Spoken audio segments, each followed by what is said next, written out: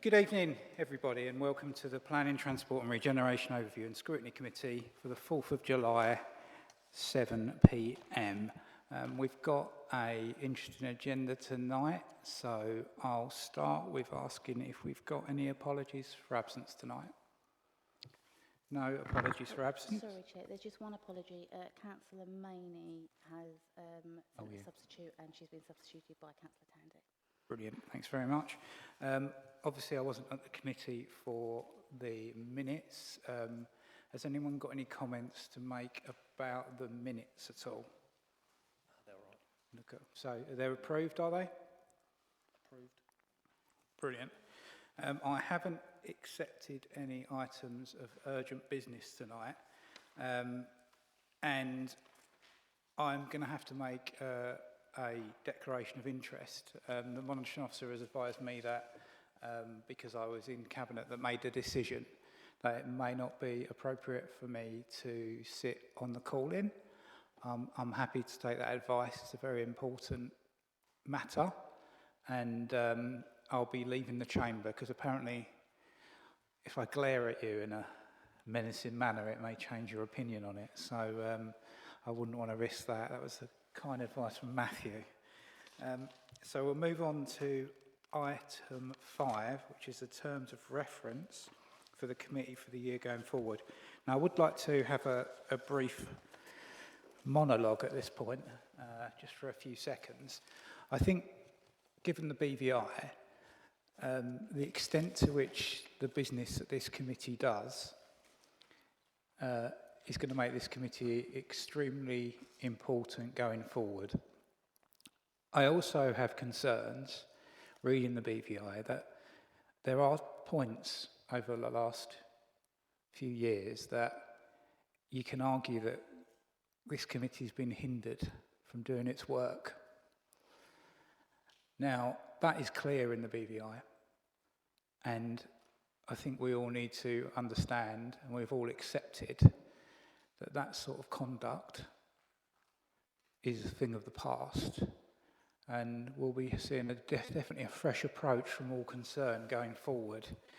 I also have a concern about this agenda. We've got an extremely important item that's extremely important to some of the guests that we've got here tonight from the public. We've got a passionate calling about this as well, but I was under the impression when I took this role that this was the Planning, Transport and Regeneration Committee, and there seems to be very little planning and regeneration in this document tonight.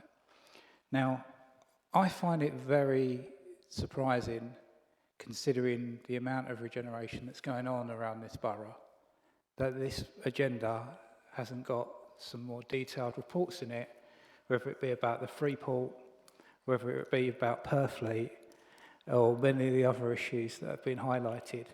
And it may well be the case that we need to have some emergency meetings throughout the year. So that's me done for the time being. I'm going to have to excuse myself from this item, and I'll be passing over to the Vice Chair, Councillor Alex Anderson. Thank you.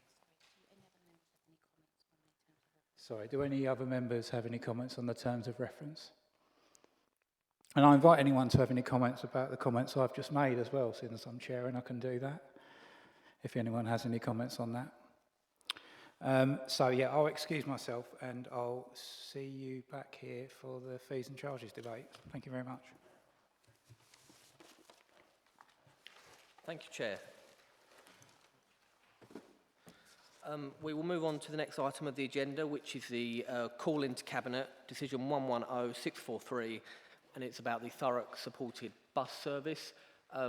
Just really quickly, the way this is going to go, we have 3 speakers on separate call-ins. We have Councillor Watson, Councillor Fraser-Massey and Mr Bowling. They will be speaking in that order. Then we will hear from Councillor Maney as portfolio holder and the officer corps. So we'll get straight into it, and I shall ask Councillor Watson to speak on her call-in. You can stay there. Okay. Thank you, Chair. I do not think that I have ever seen such strong views from residents in relation to a bus service with 41 call-ins. As I've mentioned in the call-in, the majority of people that use the 11, the 265 and the 374 bus services are the vulnerable, disabled or those residents on low income. Actually, it states in the impact assessment that those persons identified with disabilities are more likely to have a negative impact by the withdrawal of the service. If the 11 bus is withdrawn from Purfleet-on-Thames, we'll become a village with one shop. This is no different to the villages that are having their bus services withdrawn. The 11 bus is critical to the residents of South Stifford, West Thurrock and Purfleet-on-Thames to get to Grays, to go to school, the hospitals, as well as visiting family and friends in Averley, Ockenden and the villages across Thurrock. One of the most popular destinations were the Basildon bus station and then Purfleet Marlow Road, which is a stop you would get off for the Purfleet Health Centre. There was no consultation that took place in Purfleet, or indeed West Thurrock and South Stifford, as we do not have libraries and there is only one hub in Purfleet where there was no consultation documents. By removing the support of these buses, 8,925 residents per week, and for the 374 bus route, 4,000 on a Saturday will lose access to public transport. Surely 8,925 residents is enough to reconsider this funding cut. This would result in 10% of the total population of the borough not having access to any public transport at all. Members of the previous PTR were not advocate to the withdrawal of the service. They did propose that the officers return to the committee with further details on how a service could be provided to the communities, and officers was asked to look at the hubs and spokes model.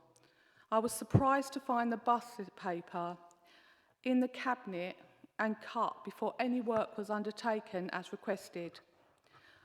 I find it absolutely astonishing that the deputy leader felt that inadequate consultation had been carried out in Fobbing and that ward members should have been involved in the consultation during the very nature of Fobbing would be isolated. It was agreed at the time by the portfolio holder and cabinet that Fobbing would have an interim 12 months new bus arrangements as an option to loop other services, but apparently this was not workable for any other service. Why is it so different for Purfleet or the other villages? I am asking the committee to support the request for this go back to Cabinet to reconsider the decisions of cutting these services that Cabinet agreed in March 2023 and to seek alternative savings across all council budgets. I am also asking for full consultation to be carried out with the residents in South Stifford, West Thurrock and Purfleet-on-Thames. Thank you. Thank you, Councillor Watson. I will now bring in Councillor Fraser-Massey. Thank you, Chair, and good evening, everyone. I'm speaking this evening on behalf of residents in areas such as East Tilbury, Linford, Bolton, Horndon-on-the-Hill, North Stifford, West Tilbury and western parts of Averley. All are set to be negatively impacted with the withdrawal of bus services such as the number 11, 265 and 374. These bus services provide a lifeline to many parts of the community. Students rely on these buses to attend sixth form and apprenticeships, and our older and elderly residents rely on these services to reach railway and bus stations, medical centres, recreation grounds and shops. Many others use the service to attend work or to connect with family and friends, and those with disabilities heavily rely on these services. In short, the withdrawal of these services would have a negative impact on many different groups of our communities. Many of these areas have no other forms of public transport links. They are isolated and only connected to other parts of the borough by bus. Without this service, links to medical help, education and employment would be lost for many, with residents forced to rely on car lifts or taxis, thus putting more vehicle trips on rural roads. The council realised these services were important and enough to spend Section 106 money on improving bus stops, where areas have seen an increase in population and these villages have expanded, but the bus infrastructure put in place to help would then sit idle and unused. Thurrock is a growing borough with a large housing targets, emerging local plan, and also the threat of the Lower Thames crossing, cutting off more parts of the borough than before. Keeping a reliable bus service and timetable is going to be more important than ever. If you could put yourself in the shoes of and imagine of an elderly resident in West Tilbury, for example, who does not drive, all of the roads of the village have no pavements or street lighting. They're effectively connected by rural lanes. Without a bus service, they would be completely cut off from the rest of the borough. This is the same for many of our villages that won't have access to shops, medical facilities or transport hubs without these important bus routes. I believe many options still remain open to the council, and I would ask that the Scrutiny Committee explore all avenues to seek to maintain a bus service for all of the communities due to be affected. Thank you. I will now introduce Mr. Bowling. Good evening, Chair. Thank you. My name's Dave Bowling. I'm the Vice Chair of the Welcome Forum, which incorporates West Tilbury, East Tilbury and Linford. I can't talk about all the buses, but what I can certainly talk about is the 374. East Tilbury has huge severance issues. Thurrock's active travel plan never got there. There is no safe routes for walking or cycling out of the area. The train does not access Basildon Hospital or Blackshots Leisure Centre. Thurrock's active place idea of centralising leisure facilities has been torpedoed by this decision. East Tilbury to Blackshots by foot isn't going to happen. The East Tilbury bus, out of the three, is the busiest by the figures that I've seen, which you've produced tonight. Yet it's not given the same thought as the number 11. I understand there's talk about rerouting it and things like that and getting a bus there. Not that I wish to divide this issue, I am just pointing it out. East Tilbury has been repeatedly asked what it wants, but you have failed to listen. Quite frankly, they are fed up with your consultations and doing your own thing. Speed bumps, automated visitor monitoring systems, purchased and unused in East Tilbury as part of Section 106 agreement. I gave you out some documents. What the one I'm referring to is the front page of the ones now, which is 13001165/ETL. Upgrading 4 bus stops cost of £50,000, shown on the latest spend infrastructure funding statement 2021, which is the second page, page 4, and it's detailed in part of the £92,064 you have spent. I must point out that there are not vehicle activated signs on both of the crossing. There is some money left. The use of Section 106 money has indeed been set as a precedence in the money which is available. It can be used to maintain a bus service for East Tilbury and keep what we already have. I refer back to the pedestrian footbridge money, which stood at £545,000 plus. I'm assuming that will be added with interest. I've met with planning, Persimmons, Mr Nicholson on this matter with the MP, and the money is available. In fact, I'm in possession of an undertaking that it will be used for another highway transport related project for East Tilbury. There's a letter there which was written to the MP and written by Lee Nicholson and given to myself by the MP. It's on a Gmail and it's concerning the 106 money usage, which at the time we wanted to put for a hub, but now I see the need to put it towards the bus. At this point, I would point out to page 124, the statement of cutting all 3 budgets will save £427,000. That's on the next page. From my point of view, this is a figure that means you take it down because we're talking about one bus. I'm talking about the 374. And by my reckonings, if you add the 56% of the figure, because that's the number of people, patrons you call them, that use it, it comes to about 239,000. So out of the money left for 106, there's plenty of money there to keep our buses running. The figure for 545 has probably increased quite nicely. And I know there is other money available in East Tilbury. I'll refer to the back sheet, the supplementary sheet you've got there, and it shows you the figure, and it's over £1 million when you put it all together. Granted, it's 4 different items, but you can look at that and see. I would indeed go further to suggest that Mr. Nicholson produced a list, and that's on there, which indeed suggested that the money was used in such a method, necessity being measured by the term provide essential links to core community facilities and local transport hubs. This from yourselves, not me, but endorsed in 2 fairly recent consultations with the public. One shown in the picture that is there, where an artist commissioned by yourselves stating clearly the wishes of the community for a better bus service, not cuts or curtailment. Secondly, Iceni, whom I would describe as your close working developers, carried out a survey, and the results support the desire for public transport. It wasn't long ago you declared a climate emergency and promoted public transport and an unhealthy interest in solar farms. Apologies for that. East Tilbury on a bus route is gritted during the winter, so not only will you be drawing a safe mode of transport for the disabled and elderly, you will be subjecting them to pre-planned icy hazards during winter months. I'm assuming the roads will not be gritted if it's not a bus route. Did you know how much you charge utility providers who have to cancel a designated bus stop for a period of time? I think in your discussion later on you'll find out it's £300 for 2 days, and a monthly figure which was higher under consideration. This itself would be a loss of revenue to the council if you stop these buses. How many bus stops have you got?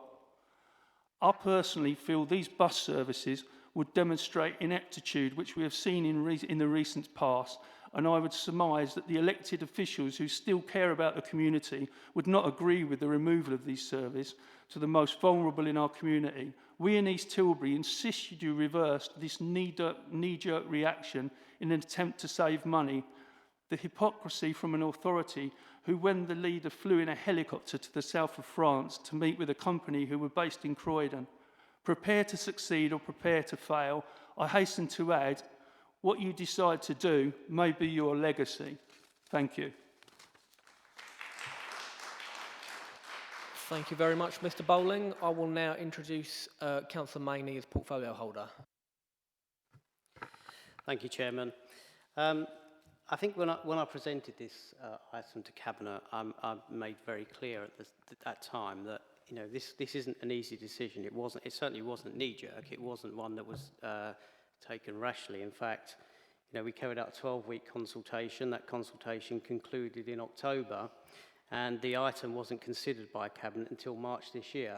The reason for that delay was purely and simply because we took stock of the consultation responses, and we were right till the last determined to explore all reasonable options for continuing the service or looking at maintaining links in these communities. But I think realistically, it comes down to the cost of continuing these services. They're not statutory. They're not even services that the council provides. They are not council services. They cost over £450,000. In 2022, 2023, that increased by £100,000. And the operators themselves told us that if we wanted to continue this year, we'd be looking at a figure up to £780,000. If you look at that escalation in cost over such a very short space of time, I find it very difficult to say how that is in the interest of the taxpayer to simply swallow those costs. That kind of inflation in such a short space of time does not bode well when you look to other years. At what point do you say enough is enough, this is not in the interests of the taxpayer anymore?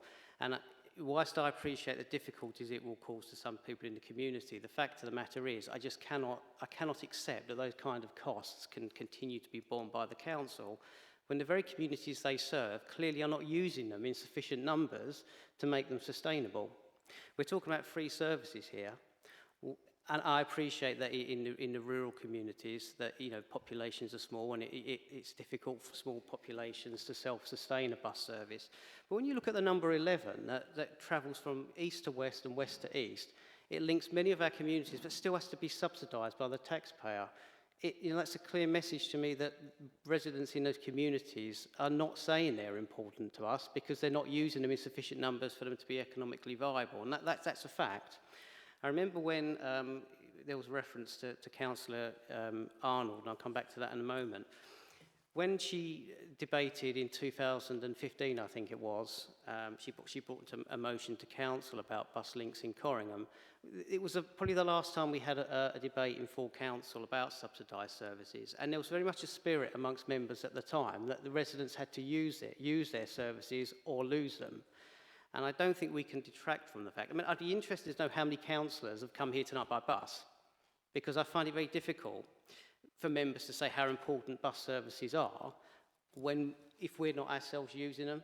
The fact of the matter is, and this is borne out in our transport strategy, there is an expectation that we all need to review the way we travel. If we want an integrated, sustainable network, a public transport network, that does require people who drive to make a decision to use public transport in order for it to be sustainable.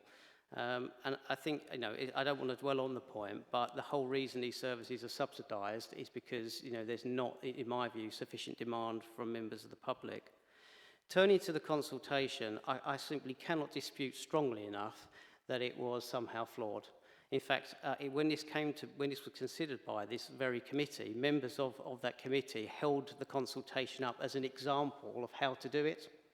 And now we're hearing that apparently it wasn't good enough. The consultation, there were paper copies left at various sites across the borough. Members of the travelling public were able to complete it online. And more importantly, that it was on the very buses. People travelling on the buses that were, are supposedly so dear to people, they were there to be collected. So I just can't, for me, this consultation is an example of how it should be done. I don't really know what more we could have done to reach people when they're on the very buses themselves, and the bus stops that these services stop at have got signs encouraging people to take part in the consultation. I'm not really sure what more we can do. We could have looked at putting them in more locations, but as I say, when they're on the buses themselves, I think that is an example of us trying to reach as many people as possible. And I think, there's not really much more we could have done. And I just find it bizarre that we're now hearing from members of the committee who say the consultation was somehow flawed when members of this committee have held it up as an example of what to do. We've heard of 106 money. The Cabinet did look at other funding options. I think the thing about 106 money, we need to bear in mind, it's short-lived. If we use, and it comes with very strict guidance. Generally, 106 money is designed to mitigate developments that have taken place. It can't just be used as the council sees fit. We have to make sure that what we're proposing to spend 106 money accords with the terms that the developers have agreed to give it to us on. And as I say, if we use 106 money, we were to utilise that, we will be back in this situation in a very short space of time. Using one-off sums of money does not make for sustainable, long-lasting bus routes. So I can't accept that is an acceptable route to take if we're looking at securing these bus routes for the long term. I can only come back to, there is a lot of emotions around this, and I understand that, but if the committee is asking Cabinet to review this decision and effectively look to find £780,000 of savings from other areas, I think Cabinet would really be expecting you to put some examples forward. It's a bit simplistic to say, we don't like the decision even though we've considered this twice. We now want Cabinet to reconsider, but we're not going to give you any examples of how you're going to find a huge saving across other services. So here, I'm glad that the democracy is in action here. I'm glad that we've seen a call-in. It's been a long time since we've had a call-in, and I'm quite happy to sit here and defend this decision. But at the same time, I think it would be helpful if the committee were to put forward some examples for Cabinet to consider. Bearing in mind, we did look at every reasonable option that was put to us. So I look forward to hearing that from the committee. I don't think there's much more I can add other than take questions and invite officers to contribute if they have anything to say. Thank you. Thank you, Councillor Maney. I will now invite officers to contribute. I'm coming to Nav. Unless we have any other contributions instead, would any other officer rather? I'm happy to say at this stage, for the benefit of those online, because I don't have a badge, Mark Bradbury, Director of Police, that officers have nothing to add to Councillor Maney's response, but we are very happy to assist in responding to any questions that the panel will have. Thank you very much for that. Okay, so I will now open it up to questions from the committee, and I can see we have a hand from Councillor Kelly.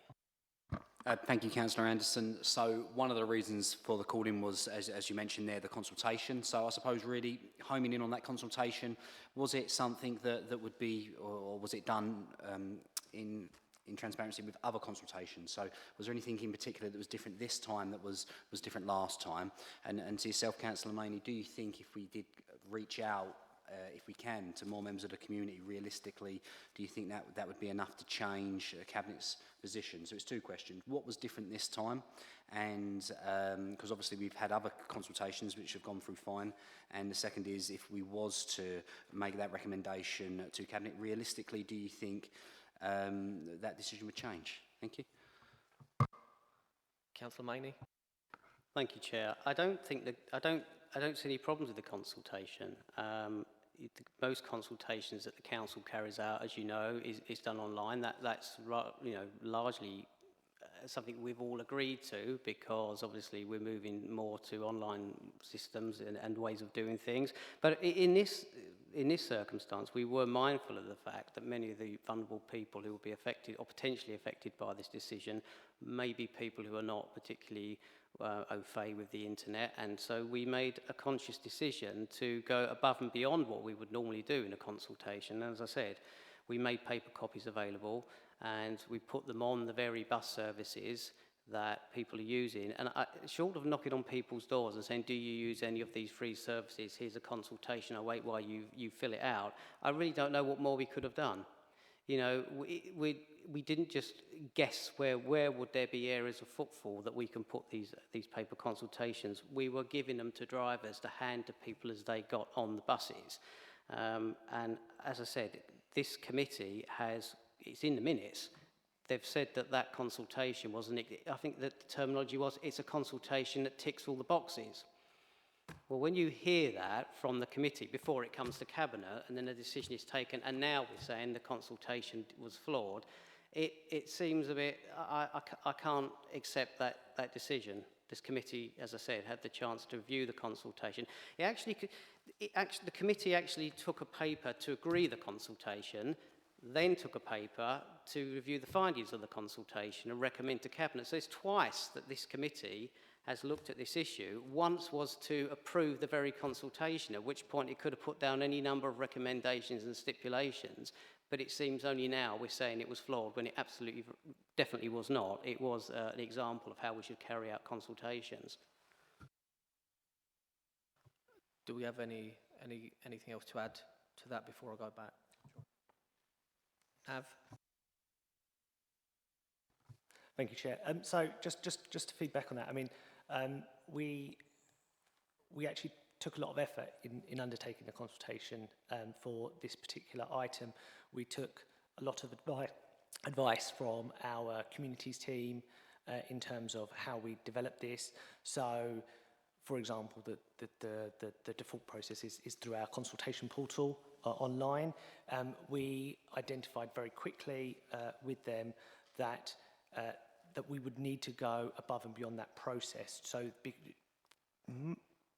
specifically because of the fact that actually a lot of the locations were what we classify as rural, and so internet issues themselves become problematic, and that can be an issue that could block people from participating. So within that, we had paper copies professionally designed and printed and posted.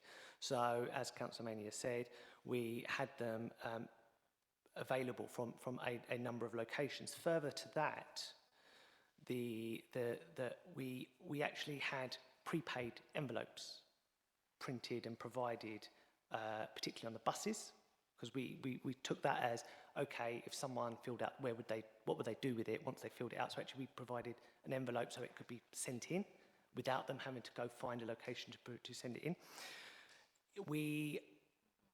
And even in locations where there may not have been a physical place to pick up a paper, we provided posters within the bus stops themselves to show that a consultation was live. You could access it via online means. We provided a QR code, provided a link, but also advised people where they could pick up the nearest form from. So that process was put out, and then we held it over a 12-week process rather than a short time period, and we regularly collected the responses and processed them that way. So we felt that within internal consultation, more than just the team, we had worked with other people to find a process that would be as accessible as possible. Do you want to come back on that, Councillor? No, Councillor Watson? Thank you. So can we have a look at the locations that you went out to on the consultation? So libraries was Grays, Blackshot, Chadwell, East Tilbury, Stamford, Corringham, Aveley, Bellis and Tilbury. We haven't got library in Purfleet. Then you went out to location at post offices in Haldon on the Hill, East Tilbury, North Stifford, Stifford Clays, Bolton, Alsett Hospital, Alsett. We haven't got any of that in Purfleet. Local forums, we've got 2 local forums that nobody attended. We've got West Thurrock and we've got Purfleet-on-Thames local forum. Nobody went to them, but yet they did go to Haldon on the Hill and Fobbing. We've also got the Purfleet Health Centre, which has got ultrasound system where pregnant women go for all over the borough to go. Not one was put in there. The only thing that Purfleet-on-Thames, West Thurrock and South Suffolk got was what you keep saying is they were on the bus. That's all you say, they were on the bus. Well, most of the people that were going on the bus were over 60. I have at least 4 who have said to me that they are blind and they wouldn't even seen it and wouldn't even know how to fill it in. They would have wanted help on that.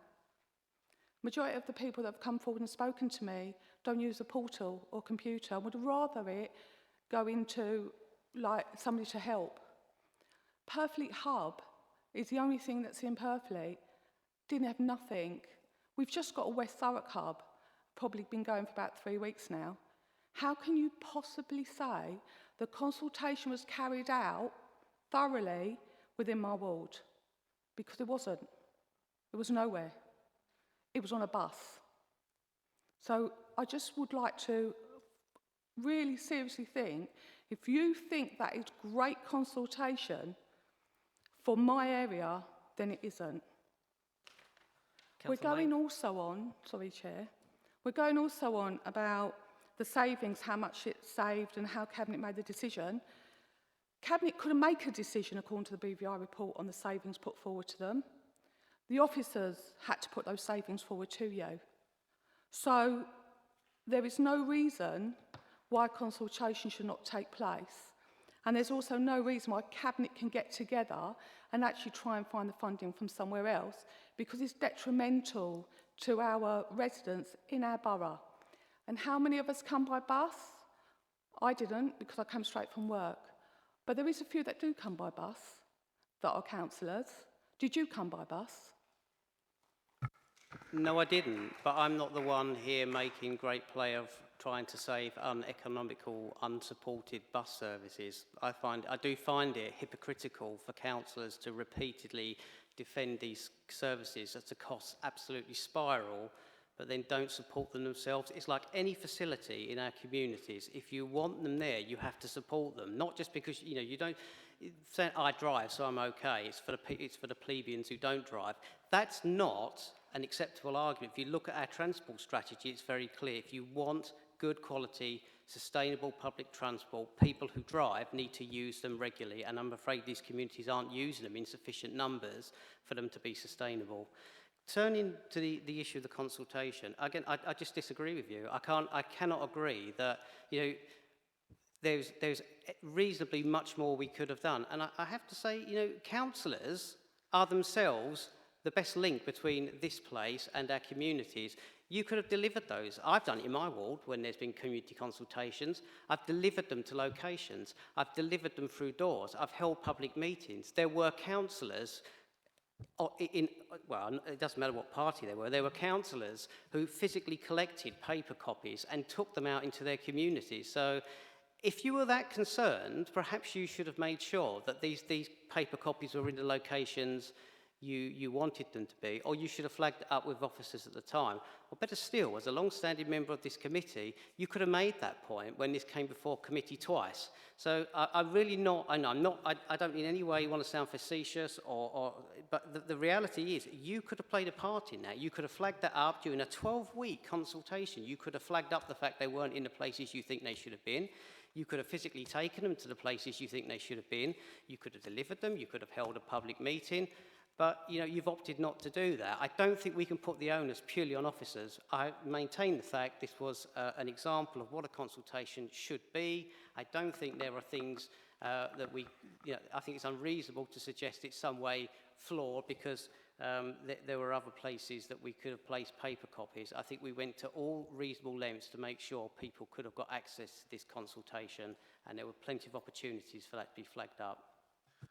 Councillor Watson, would you like to continue questioning? Thank you. Thanks, Chair. So we're going to agree to disagree on this, Councillor, because regardless what you say, the consultation wasn't carried out properly. I could have gone out, and I did say that there was a consultation taking place. There wasn't anywhere that they can pick them up. They didn't have any help. I can't go round to 10,000 residents. That is how big my ward is. My ward isn't like yours with 5, where you can just go out now and again. I'm in my ward all the time trying to get stuff done in my ward. But this isn't about what I drive. This is about my residents. And I was elected as a voice for my residents. And I will continue to do that. So whether I use the service or not is irrelevant. It's what is best for my residents. And I have an older generation of residents in my borough, just like most of it across the borough that really is. So it is Cabinet's decision. I'm not blaming officers. I'm looking at Cabinet. Because Cabinet is a strategic body where you have additional responsibilities to make those decisions that officers put before you. So now you made the decision to cut this, and now I'm asking you to make the decision to re-look at it, re-look at the consultation, and also re-look at finding funding across the other budgets. That is what my case is. Councillor Maney, do you want to respond to that? Thank you, Chair. I think we could go around every in a day on this. I simply don't accept the consultation was flawed or unfair. I think there are things councillors could have done to make sure that it reached their communities if they were concerned. There's recommendations that the committee could have made on 2 occasions. And I repeat, it wasn't a 2-week consultation. It was 12 weeks. Who cannot find time within 12 weeks to flag up that they don't think the consultation is working in their ward? Sorry, I don't accept that. I absolutely would not recommend to Cabinet that we carry out another consultation because I think this is perfectly sound. The decision, obviously we take account of the consultation, that's why we carried it out, but the decision isn't solely based on the consultation. There are a number of factors that have to be taken into consideration, primarily the sparring costs that I mentioned earlier. But I can only respectfully disagree with Councillor Watson on the issue of the consultation. I think it was fair, it was sound, and I repeat, members of this committee have said it ticks every box. It's what a consultation should be, yet several weeks on, apparently it wasn't. So I can only respectfully disagree. Thank you, Councillor Maney. Do we have any other questions? Doesn't look like it. What I would like to say is that what we're being asked to do tonight is something very specific. So we can disagree with the decision that was made, but we are being asked very specifically to look at the decision that was made and make a judgment. Was the decision made without due regard for the individuals and communities served by Thurrock Council, and was the decision made without due consultation? Now, you can disagree with the resultant decision while still recognising that due regard and due consultation took place. We're doing something very specific tonight. It's a procedural thing. It's not a political thing. It's not we're not rerunning the ONS or the Cabinet meeting that discussed this. We are looking at the decision that Cabinet made and asking ourselves, was it made in contravention of the two reasons given in the call-ins?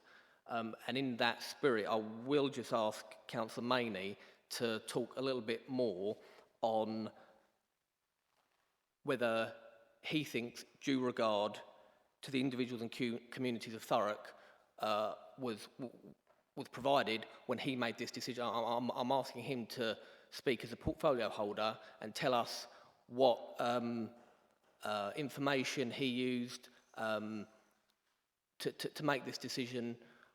He's already said that he recognised that it was a difficult decision, and looking back at the minutes of the Cabinet meeting where this was discussed and decided upon, the minutes show that that's clear. This wasn't, I think, a decision that was made rashly at all. But I'd just like him to speak on how he thinks as portfolio holder, as a person in public office and serving the public, how he felt he gave due regard when making this decision. Thank you, Chair. As I said when I spoke before, this decision was not taken lightly. There was a long period between the end of the consultation and Cabinet making its final decision, and that was simply because during that time, not just me, but other Cabinet members were challenging officers on the legalities of the decision. In fact, we asked it once. We asked them to go back and double-check that we were fully compliant with the law. They came back and advised very clearly there was no legal obligation at all for us to provide these services. The decision was made only on completion of an inequalities impact assessment, which you would have read. And yes, it's very clear that there would be people who were disadvantaged by a decision to withdraw the subsidy, and it was very clear that some of those people would be vulnerable people. At the same time, you know, that has to be balanced alongside, and I don't want to keep repeating myself, but it is a fact, it has to be balanced alongside what is in the interests of the council and the taxpayer generally, and those rapidly increasing costs, I'm afraid, tip the balance for me. Just draw your attention to page 69 of the report at 3.9. I don't, you know, the people who responded to the consultation, I'm sure they did so honestly, and I don't dispute anything they said, but if you just look at that passage at 3.9, where, you know, this was a very specific attempt to not measure the number of journeys, but look at specific passengers we use. Because don't forget, many of those journeys that are repeated or detailed throughout the report will be made by the same person. So this is an attempt to look at actual people using the service and how often they use it. And just looking at 3.9, I won't read it all. Based on evidence, not just consultation response, it tells us that 87% use each of the services on less than 5 trips per year, and only 7.5% of all users use the services regularly. And I think when you see evidence, rather than just relying on consultation responses, it does perhaps paint a different picture and suggest that actually there's a very small number of people in these hard-to-reach communities or remote communities who actually do rely on this to the extent that others suggest they do. So I think, in answer to your question, it wasn't just a decision taken purely on economics. There was an inequalities impact assessment. Cabinet had due regard for that, and I think we have looked very carefully at the impact of our decision, but decided that balanced upon all the considerations, it's the right thing to do. It's not a council service. It's certainly not a statutory service. You know, councils are not bus operators. We never, when we took out, we agreed to subsidise these services. It was never on the understanding that we'll do so forever and ever in a day. We've funded them for a number of years. Now's an appropriate time to review that when you factor in the increasing cost of the service, and all things considered, it's the right decision to make. Thank you, Councillor Maney. I think that ultimately, you know, governance in a nutshell is a person or a group of people making a series of decisions that inevitably almost always have both negative and positive implications. Rarely are decisions taken in this place or nationally where, you know, there isn't a group, however small or large, of people that will be negatively impacted. It's the nature of you know what we do here.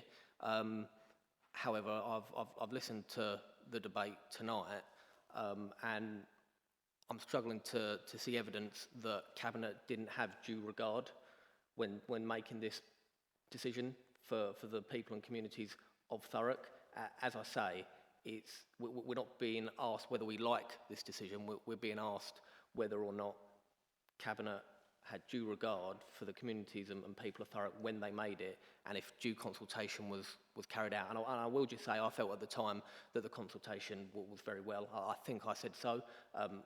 My position remains the same, but I will provide one last opportunity for anyone on the committee to ask any questions. No? Okay. Councillor Kelly? Well, it's just a comment, really. It's not so much questions. I think, you know, as you mentioned, you know, we have been here before. I think the consultation, compared to other consultations that we hand out in Thurrock, was good. I think, like most things, it could have clearly been better.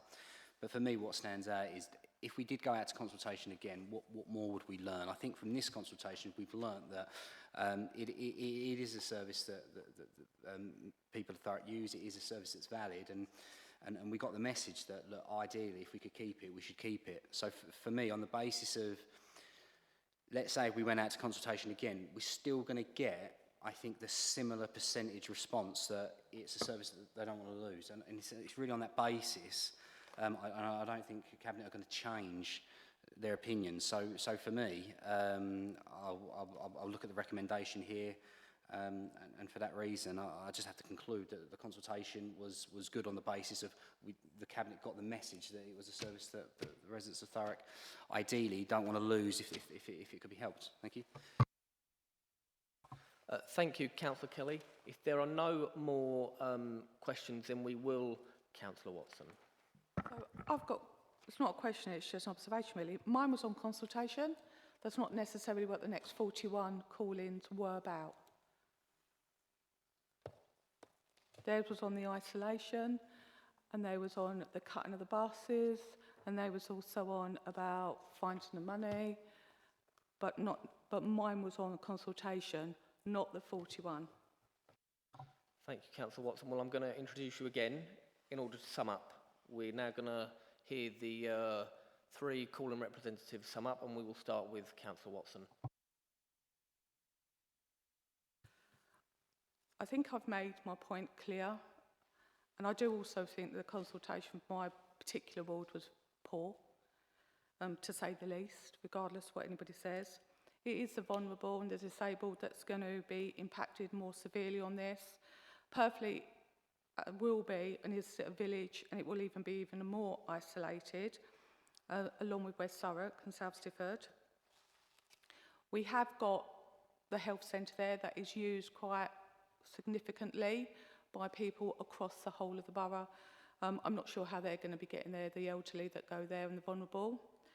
And I really would like to work out how Fobbing could continue with theirs for an interim of 12 months, but that is not the same of us, and why there was no reason or work done on anything that the committee had originally asked for in the spokesman hub model beforehand.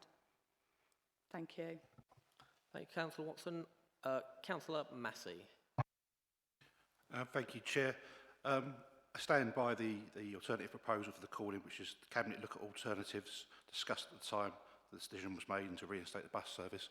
I'd also just put out there the date of when the consultation ended and when the contract was up.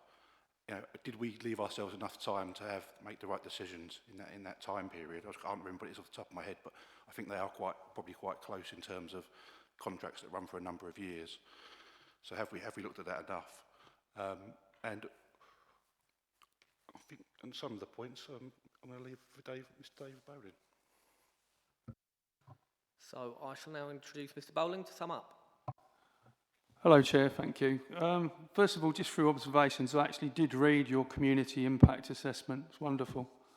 But as Councillor Watson has quite rightfully pointed out, there was no consultation with pregnant women. Would that be right? And on that, it says that it affects women greatly, but doesn't affect pregnant women. Now, if that's the quality of your impact assessment, I would actually branch pregnant women into women, and you tick the middle box for one, and you tick the other box for other. Now, if that's good, then I must be a monkey's uncle, because that's not good in my book. But that's just pointing that out. I actually know someone that works for Ensign Buses. He came up to me and he says, do you know Councillor Howden, what's he like? So I know you were in talking with other people, and that was before the end of the consultation.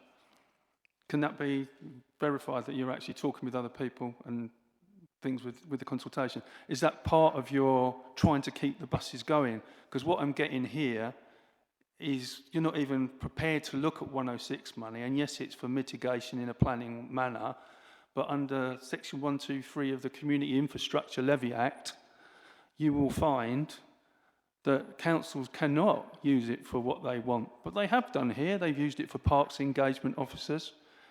Now, what I've put forward tonight, I haven't come here and said it's for vulnerable people, blah, blah, blah. I've said there is an answer. You can use that 106 money until Thurrock Council try and get straight. Over the next 3 years, we have nearly over £1 million for East Tilbury. We haven't got anything coming up. Our hub is a pie in the sky. You've rented a library there. It's just, you ain't looking. You're not being flexible. Because you've made a decision, you're sticking to it. If we've done the right thing by doing this, there are other things that could be done. We haven't had demonstrations. We haven't done that. We've followed your method of doing this. I've come in to speak nicely. I can assure you there are other parts to me that wants to do other things. Councillor Kelly, you know me. You know what I'm about. I'm not someone that wants to do it the wrong way. I want to do it the right way. But if we work together, which is what never happened before, we might get the result that everybody wants. If you had the money, you would keep the buses. I've just suggested a place you can keep one of the buses, and you've just gone, oh, 106 is, it's this, it's that. Well, I actually know what 106 is, because I took a load of money from Thurrock Council before, when I first came here, and used it for the good of the public. And I'm going to continue to do that, but this is making me want to stand for election against people like you, because this is going to be your legacy. If you leave this, I would ask Councillor Manning, he says he doesn't use the buses, and councillors that don't use the buses shouldn't comment. Does he get his bins emptied? Vulnerable people get his bins emptied, don't they? Most people, Mr Bowling, I don't get my bins emptied. Do you see where I'm going? Up? Right, well, that's it. I'll just rant on for the rest of the night, if you like, but I think you should seriously look at reinstating the buses, because you're picking on the vulnerable in society. Thank you.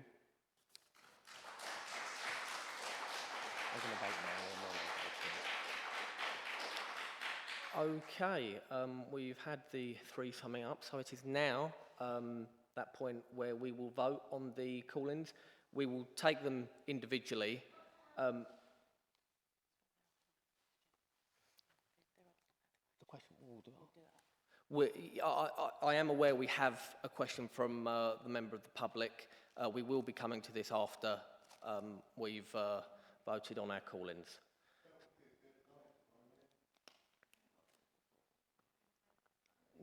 We're voting on the call-ins now, and then we will take the question.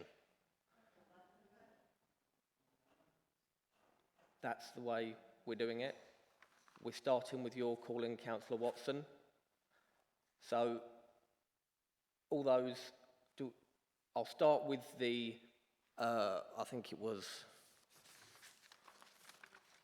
A, due regard for the individuals and communities served by Thurrock. So all those in support of Councillor Watson's call-in with regard to due regard for people, and those that reject Councillor Watson's call-in, We will now move on to your calling for not having due consultation. All those in favour of Councillor Watson's calling?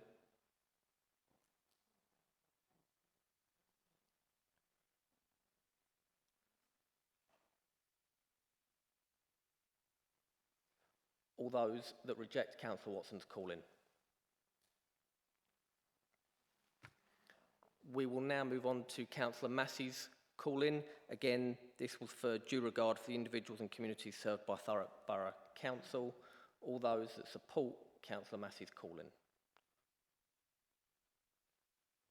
And all those that reject? And the final one is Mr. Bowling. Again, this was due regard for the individuals and communities served by Thurrock Borough Council and all those that support Mr. Bowling's calling. All those that reject Mr. Bowling's calling? Okay. So the three callings have been rejected. I understand we have a question from a member of the public. Have we got a seat set up for them? Okay, I understand we have a seat set up for you.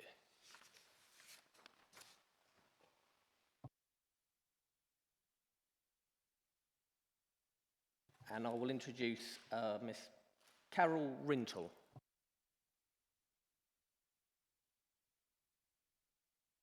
This is a little bit late because you've already taken the decision. We have come as a representative of the people of Horndon who use the subsidised bus.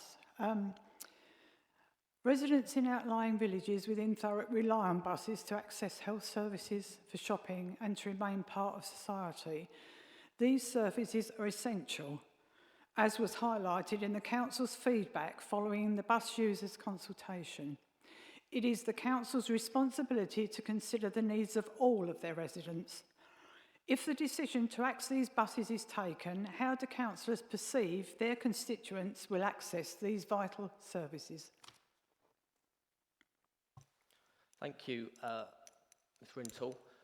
So just briefly from myself, again... I'll answer questions if anyone wants to know, because Pardon? I'll use the bus, but yeah, okay. Well, I've spoken to Democratic Services, and what we're going to do is there's going to be a report that will go to Cabinet out of this, and we're going to include the question in that to Cabinet as decision makers who will then be able to answer that for you then. So this will go to Cabinet. That's the Cabinet meeting at the end of this month, is it? Or Yes, it's going... No. Is it the 12th? okay, thank you.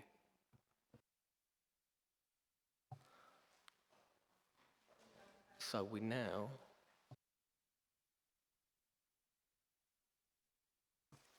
Yeah, sorry. Yeah, go on, Councillor Anderson.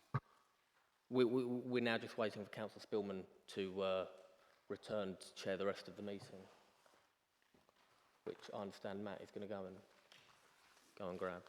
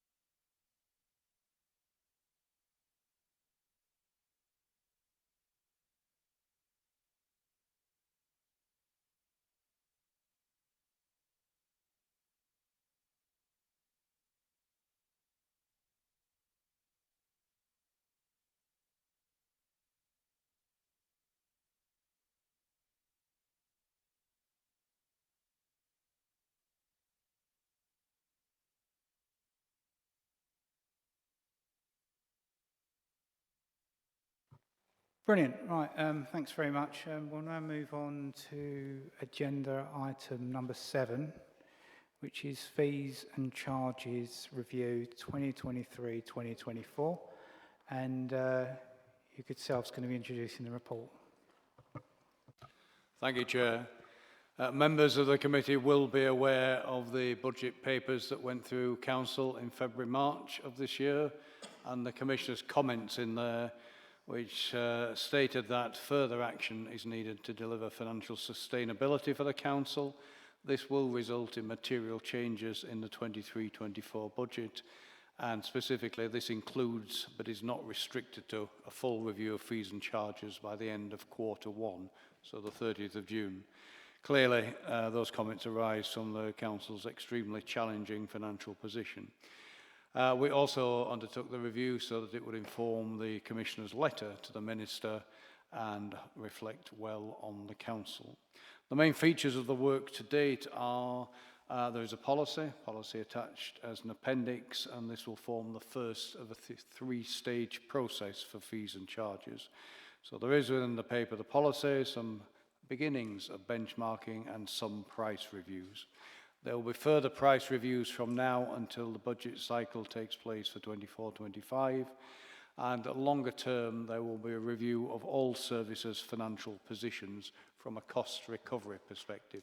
So not just looking at the charges that we make now and can they be reviewed, but looking at whether services are generating income, should be generating income, and can improve the Council's financial position.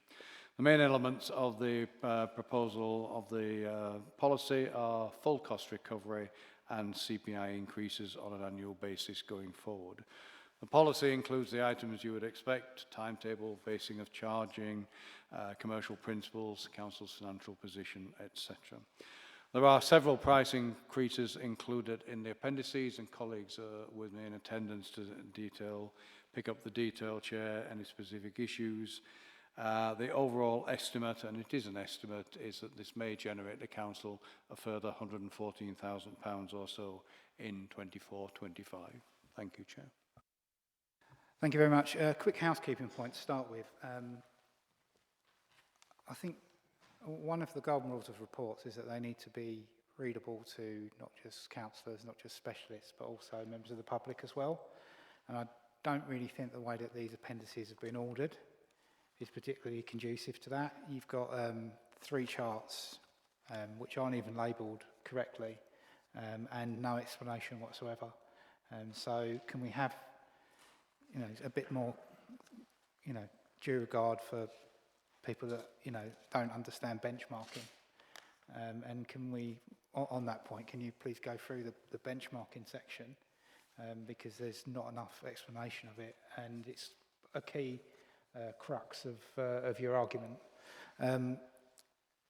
My other point is, before you answer that, I was very strict. I've been Cabinet Member for Housing for the previous 2 years, and I set my stall out very early that full cost recovery and inflation is the only way that you can run services without running them into the ground. And I wasn't going to play politics with maintaining services, and I wasn't going to stick my fingers in my ears at the burgeoning inflation figures. So I am largely in support of that, and I delivered that within my own department. So I do thoroughly support that. What I am concerned about, and what residents will be concerned about, is that are we going to see a series of cash grabs simply to raise income rather than just to cover the cost of services? And that is the argument that you're going to have to make quite firmly to convince a very sceptical public. Now, when it comes to items such as permit parking, I'm very much of a mind that we're providing a service when we provide permit parking. We're providing enforcement of permitted spaces, and that comes with a cost. And that service has got to be able to wash its own feet. I think to pretend that it doesn't is folly, especially given the financial situation of the council. But I also think that where we've got services that are increasing, such as permit parking, communities should probably be given another look at them and be able to make a decision collectively that they no longer want those services. That's my view. These services were provided on a basis. That basis is now redundant, and I'm of the view that residents should have a choice as to whether they want to carry on with those services on a full cost recovery model. I think that's the only fair way. But yeah, that's my point on that. But if you could just go through this benchmarking, because I think this is a powerful argument. Yes, certainly, thank you. Just on the policy, clearly this is the start. It'll take 2 or 3 years to get through the whole process, so all of this will develop, and I'm sure comments will be taken on board. Likewise, the benchmarking is the result of the initial work. So if you look in section 4, what that is identifying is that Thurrock appears to have less charges, a number of charges less than other councils. So there is no answer to that in the initial work. It prompts a question. We will go away and in stages 2 and 3 look further into that. Is it for appropriate reasons? Is it that you have opportunities to charge for other things? So that's the idea of section 4. It indicates a potential to expand fees and charges, but we haven't yet been able to do the work to prove or disprove that situation. Okay. The other one's then table 1, that is to indicate the parking permit comparison. Again, to inform members' consideration, it would appear to be at the lower end of that position. Then the appendices at the back after the individual price rises, again, that gives more detail behind each of the items that I've referenced. So the first appendix gives you a breakdown of number of councils and what they charge for. Again, an indication, but not an answer yet, that there is the potential to look further in phases 2 and 3 to look at these. Do they give the potential for further income? And then likewise, free comparisons of 2 or 3 other services that we've managed to look at so far. So the idea is that we will develop this for stages 2 and develop it further for stage 3. And it's really the start of a journey to inform members' consideration. I do take the point we need to develop this further. We have a limited time in which to do this, but we will do so and take it forward. Just before I open up to the floor, can you provide reassurances to the public that this is about full cost recovery of individual services and not about income generation? Absolutely about, it depends the way you express it. Is it absolutely about full cost recovery because councils cannot make a profit out of these things? And that's what we need to determine. And that will take a couple of years or so to go through all of the council's accounts, but that is absolutely the case. What we also need to avoid is you may be subsidising some services that you would choose not to subsidise. You may be underpricing some things where you would rather charge a full price of those and potentially look at others, and that's the basis of the situation. Are we making fully informed decisions? Equally, given the council's financial position, if we are providing hidden subsidies, we need to give consideration to not doing so in the future, so that we can put the council back on a financially sustainable position. But it is not about making a profit out of things. I will open to the floor. Who would like to go first? Councillor Watson. Thanks, Chair. Sorry, I just want a quick question, and I'll probably have questions. How many CPZs do we have in this borough? How many? How many controlled parking zones that you need permits for have we got in this borough?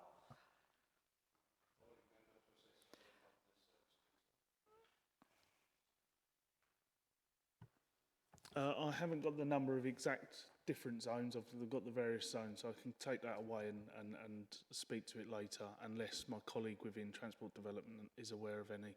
But as the head of enforcement, I can go away and find that out for you. Okay, so can I ask one question? So I thought permits were for controlled parking zones. Is that correct, or are we just issuing permits for those households that are just living in the whole of the borough? Permits are issued to a number of schemes. Currently, some are called resident parking permit areas, others are the CPZ zones. But in essence, what happens is any person that is residing within an address within that zone would apply for a permit.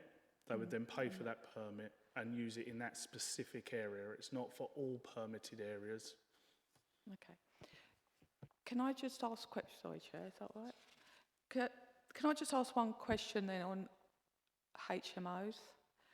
So according to your permit, you're going to have £15 for the first one, then £75 for third and more.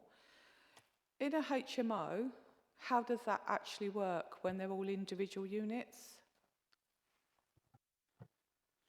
This is an anomaly that was raised previously, which we're currently investigating with the software firm that produce all of this, because at the moment the software doesn't differentiate between the number, i.e. one, the high street. It would then reissue. So it is something that we're looking into at the moment for a HMO. So sorry, that £15 each one then? I believe it should be £15 for each member of the HMO. However, I want to make sure that's what our software is recognising. Okay, thank you. Anyone else? Councillor Anderson. Thank you, Chair. I'm going to make a comment that I've made at previous PTR meetings, and that's about residential parking permits. I'm not a fan of people having to pay for a permit to park outside their own home. Is there any capacity for us to do a consultation for those zones and ask residents if they want to keep them, if they want the zones, then okay, but can we consult them on whether they want to continue with the residential parking zones? In relation to my role, obviously I take control of the enforcement of those zones. We currently do have a survey with people that do have permits at the moment to try and gauge their views of the service that we provide them. However, a consultation to remove themselves from a zone such as that wouldn't come from my department.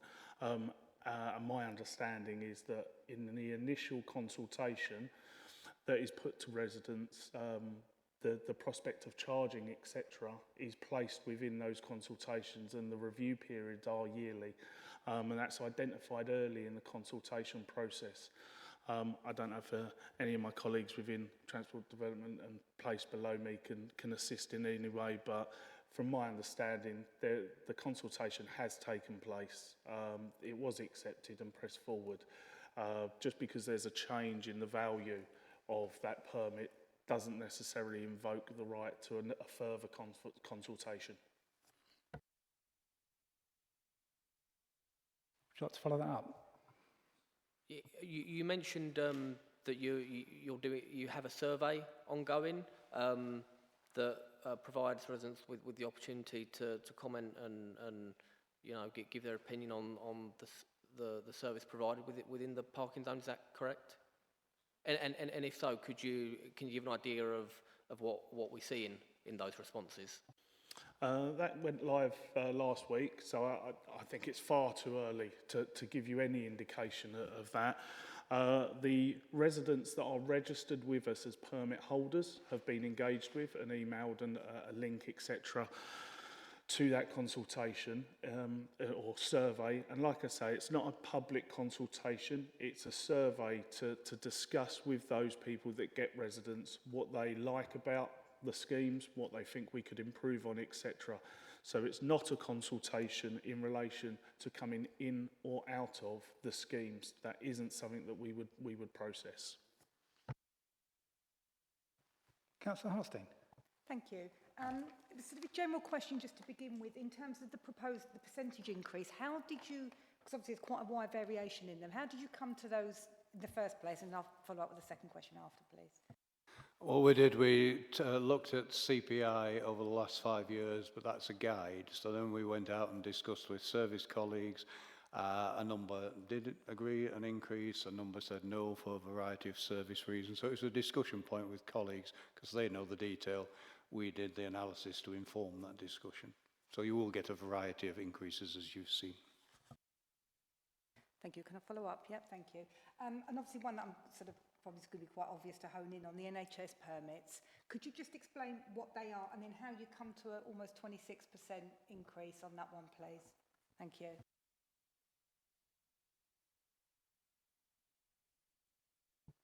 I could take that. Apologies, Chair, and Councillor Scott down the microphone. The NHS permit is issued via the NHS itself. It isn't something that the nurses or the carers pay for by themselves. The rates are considered in relation to inflation and also the cost of ensuring the scheme can be properly monitored.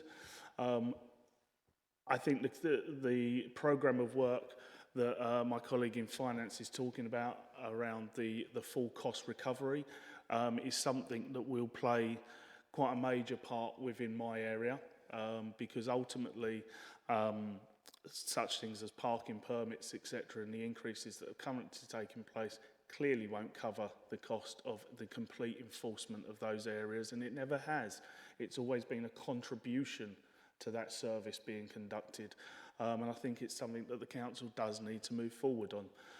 And this is an area where NHS, we as a council have the NHS permit, which not all local authorities have. Some just simply charge it out as another commercial permit, but that's not what we do. We have got a slightly discounted one for the NHS because of the nature of the work. But again, I do stress that this isn't paid by the worker.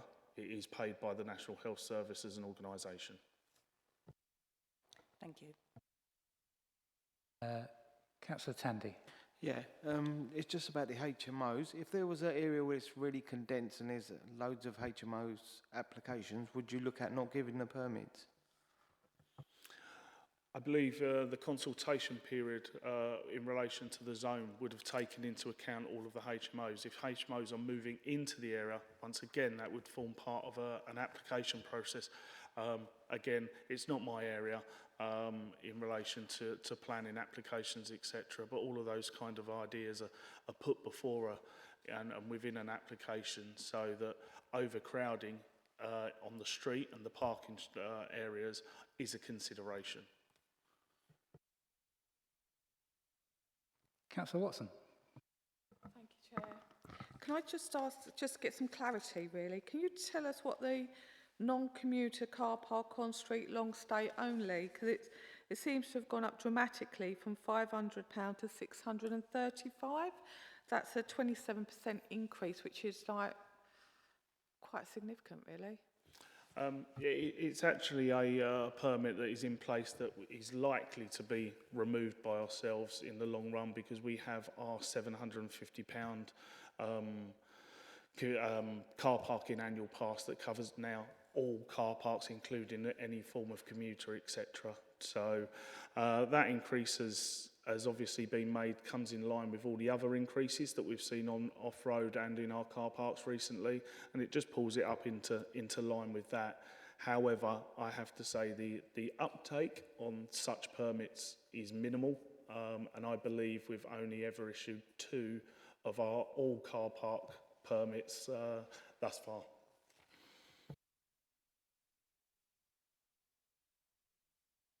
Any other questions from any other member? You. Oh, there we go. Councillor Watson and then Councillor Tandy. So, for me, I'm at a climate where we are at the moment, in terms of not the council, but I'm talking about on a general basis of the inflation being so high and the cost of living is still crunch, and a lot of people actually find it quite difficult to pay their mortgages. Putting additional payment, and I understand where you're coming from, is quite harsh at this particular time. So I'm not in favour. The bit also that I'm really worried about is the Thameside Theatre charges, because there is a lot of amateur drama classes, schools that use that, and because of the additional charges on that, I think we're going to see a fall in that actually being used. For instance, it's not just the hire of the actual building, it's actually the hire of lighting, the music. They're all additional and they're all on top. So I would be really interested to see how that would fit if you had a school, for instance, coming to it and wanting to do drama there for the parents, or something else that is not a professional place to be. Grange Water as well, it's a bit of an icon here. I personally really like Grange Water. I think it's really good. We have children from all over like UK to come actually use it. And it's just a bit of a worry that the costs have then gone up and we're going to see a decline in it at the moment because funding is being cut on a national level and yet they're asking to be kept more. But I do also caveat that with I understand what's happening within the council. But for me, at this moment in time, putting the charges up in the environment that we will live in is not probably the ideal time to do it, personally speaking. Thanks. A comment on that? I'm happy to come back on the Thames side one. I think it's worth pointing out that in some cases where the rate of increase appears larger than the current rate of inflation, that's because we're doing an element of catching up for previous decisions not to make rises. In terms of schools, colleges, etc., you'll note from the report that there are tariffs for Thurrock-based non-profit organisations, members of Thurrock Arts Council and Thurrock Schools and Colleges, which are substantially lower than those charged to commercial organisations, commercial production groups and others. And we have decided to maintain that differential and discount while still recognising that we do need to make sure that we do recover the cost of running those events, keeping the building open, maintaining security, cleaning up after the events, providing technical staff to manage lighting packages, etc. So I think we do take due account of the use of that building by local groups and offer a substantial discount compared to what a commercial organisation would be charged. Councillor Tandy. Yeah, just want to clear the myth of a new road that's going to get a permit or the residents want a permit. How does that process start? Does the resident start it or the council or?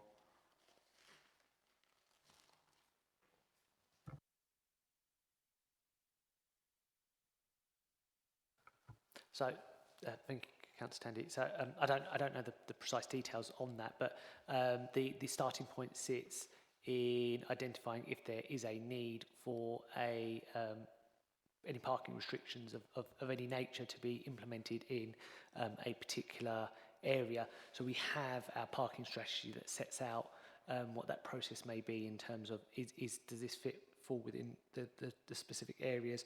So most of our control zones are in the urban areas around key areas for demand. And then that then goes through a formal consultations process before it is signed off through the democratic process and then implemented, and then moves over to actually implementing and offering those permits. Thank you very much. If we haven't got any other questions, anything else, we'll go on to the recommendations then. We'll go in turn. Recommendation 1.1, that we note the proposed fees and charges policy, and in particular agree a commitment to full cost recovery and annual CPI inflation increase as the default. Is there any disagreement to that? I sense that there was a little bit of misgiving about full cost recovery, or could we happy to note? I'm happy to note, thank you.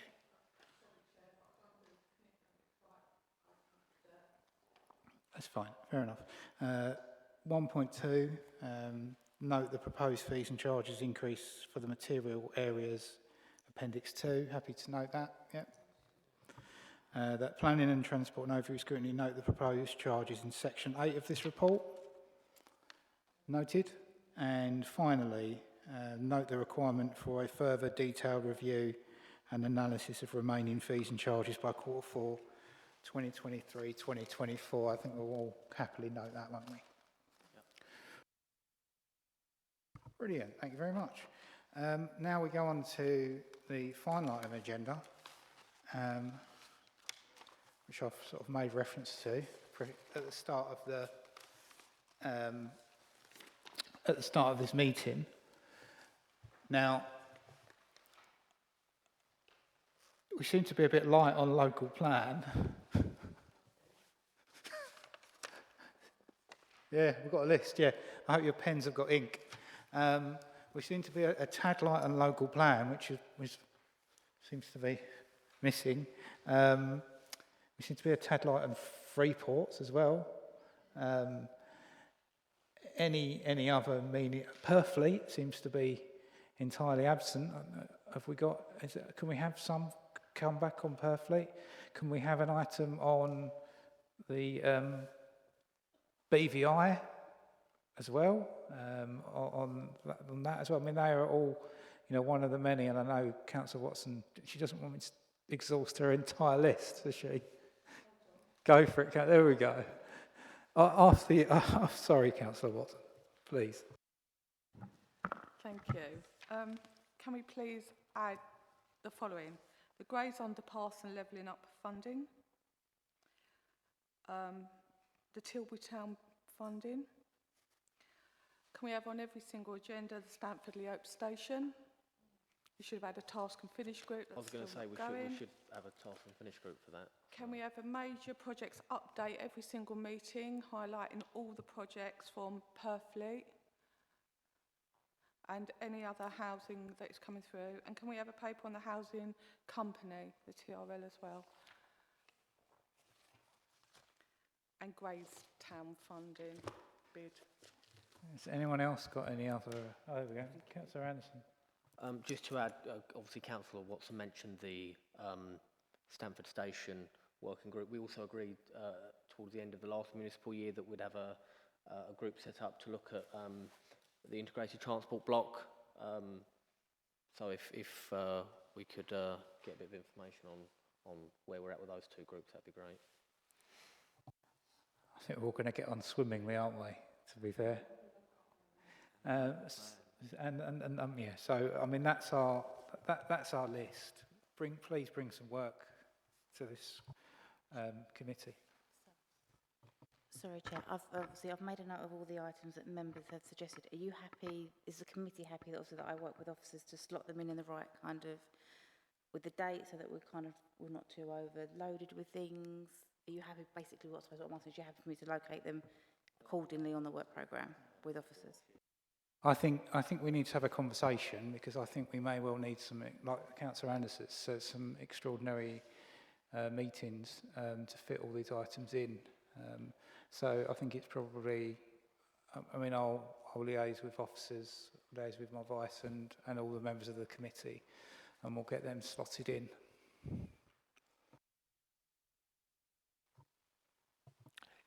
Yes, to assist with that, Councillor Watson has shared her list with me previously because we meet regularly. We've got an issue, and I was going to arrange to meet with you as chair to discuss extraordinary meetings, because we've got an issue now where there isn't a meeting until late October, but we have a desire from officers and certainly a push from our commissioners to make sure that we share openly where we're at with a range of regeneration projects, many of which have been highlighted in the Best Value Inspection report. We therefore have a paper with an update on the turnout for the A13 project, for example, going to Cabinet next week. In an ideal scenario, I would have preferred to have brought it here first, but the current timing of forward planning for Cabinet has changed relatively recently, and it's quite a lengthy process to get that through. But that will openly talk about where we're at with that project. We have scheduled to go to Cabinet in September, updates on Purfleet and Grays Underpass. We would still like those to go to Cabinet in September, but I would be very happy to share them with this committee beforehand, and therefore would be happy to discuss an extraordinary meeting in early September. We are working on a report for Stanford La Hope. That probably would be slightly later, but I think as it stands, if I'm right, October Cabinet and this committee would cause, correct me if I'm wrong, that might be a challenge. But we are working on all of these reports, and we do want you to see them. I've committed previously that once we've gone through a detailed assessment of where we're at with each of those projects, I will be very happy to report on a regular basis where we've moved on from that. So none of what you're asking sounds patronising to say unreasonable. It's what we're expecting to do. It's just the timing of it with the new process of making sure that commissioners are comfortable with what we're doing.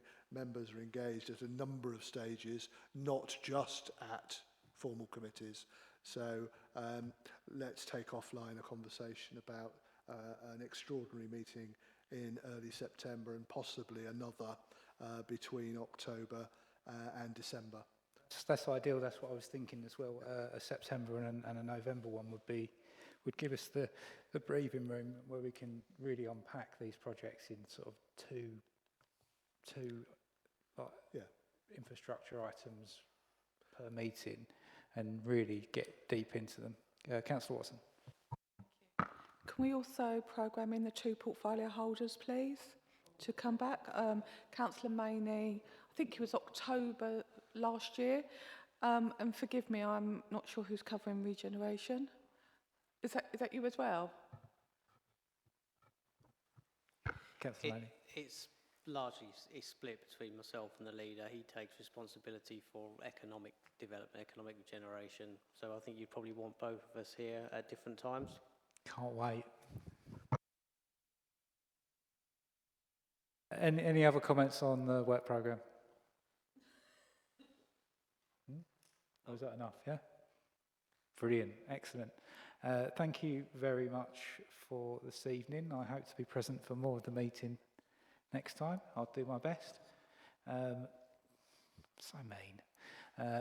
Thank you for all your help tonight, and thanks for your input, everyone. Thanks very much.